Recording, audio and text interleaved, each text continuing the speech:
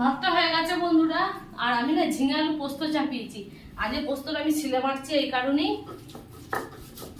আজকে পোস্তটা না একদম ভাজা ভাজা পোস্ত করবো।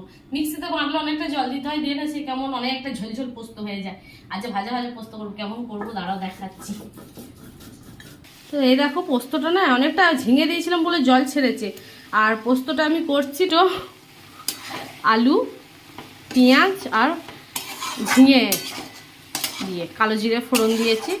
একদম ভাজা ভাজা করব আজকে, ভাজা ভাজা করতে বেশ খেতে মন হচ্ছে আর কি। তার সাথে পেঁয়াজ মুসুরির ডাল, আর তার সাথে সেটা না খাবার টেবিলেই দেখা হচ্ছে তার সাথে কি করছি। চলো এটা এখন ভাজা ভাজা করে নিই এখন। আর একটুখানি কাঁচা তেল ছড়িয়ে দেবো উপর থেকে, একটু কাঁচা তেল ছড়িয়ে দিই উপর থেকে।